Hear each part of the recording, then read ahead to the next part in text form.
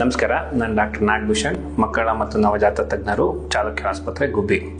ಇವತ್ತು ನಾವು ಈ ವಿಡಿಯೋ ಮಾಡ್ತಿರೋ ಉದ್ದೇಶ ಮಕ್ಕಳ ಬೆಳವಣಿಗೆ ಮತ್ತು ವಿಕಸನದ ಬಗ್ಗೆ ಚರ್ಚೆ ಮಾಡುವಾಗಿ ಈ ವಿಡಿಯೋ ಮಾಡ್ತಾ ಇದ್ದೀವಿ. ಭಾಳಷ್ಟು ಜನ ತಂದೆ ತಾಯಿದರಿಗೆ ನಮ್ಗೆ ಹುಟ್ಟೋ ಮಕ್ಕಳು ಆರೋಗ್ಯವಾಗಿದೆಯಾ, ಹುಟ್ಟಿದಾಗ ಏನೆಲ್ಲ ನಾರ್ಮಲ್ ಇರುತ್ತೆ ಅಂತ ಕೇಳುವಂಥ ಸಾಮಾನ್ಯ ಪ್ರಶ್ನೆಗಳಿರ್ತದೆ. ಸೊ ಹಾಗಾಗಿ ನಾನು ಸಾಮಾನ್ಯವಾಗಿ ಹುಟ್ಟಿದಾಗ ಏನೆಲ್ಲ ನೋಡ್ಬೇಕು, ನಾವು ಯಾವುದೆಲ್ಲ ನಾರ್ಮಲ್ ಅನ್ನೋದನ್ನ ನಿಮ್ಗೆ ಹೇಳೋದಕ್ಕೆ ಇಷ್ಟಪಡ್ತೀನಿ. ಸಾಮಾನ್ಯವಾಗಿ ಭಾರತದಲ್ಲಿ ಹುಟ್ಟುವಂಥ ಮಕ್ಕಳು 2.5 kg ಇಂದ 3.5 kg ಇರ್ತಾರೆ. 2.5 kg ಕಮ್ಮಿ ಹುಟ್ಟಿದ್ರೆ ಅದನ್ನ ಲೋ ಬರ್ತ್ ವೇಟ್ ಅಂತ ಹೇಳ್ತೀವಿ. 4 kg ಮೇಲೆ ಹುಟ್ಟಿದ್ರೆ ಅದು ಲಾರ್ಜ್ ಬೇಬೀಸ್ ಅಂತ ಹೇಳ್ತೀವಿ. ಸೊ ಹಾಗಾಗಿ ನಮ್ಮ ಮಗು 2.5 kg ಇಂದ 3.5 kg ಇದ್ರೆ ಅದು ನಾರ್ಮಲ್ ಆಗಿರುತ್ತೆ. ಮತ್ತೆ ಇನ್ನು ಲೆಂತ್, ಮಗು ಎಷ್ಟು ಉದ್ದ ಇರಬೇಕು? ಸಾಮಾನ್ಯವಾಗಿ 50 ಸೆಂಟಿಮೀಟರ್ ಉದ್ದ ಇರುತ್ತೆ. ಮತ್ತೆ ತಲೆದು ಸರ್ಕಂಫರೆನ್ಸ್, ಹೆಡ್ ಸರ್ಕಂಫರೆನ್ಸ್ ಹೇಳ್ತೀವಿ. ಆ ಹೆಡ್ ಸರ್ಕಂಫರೆನ್ಸ್ ಬಂದು 33 ರಿಂದ 35 ಸೆಂಟಿಮೀಟರ್ ಇರಬೇಕು. ಇಷ್ಟು ನಾರ್ಮಲ್ ನಮ್ಮ ಬೆಳವಣಿಗೆಗೆ ಬೇಕಾಗಿರುವಂಥದ್ದು.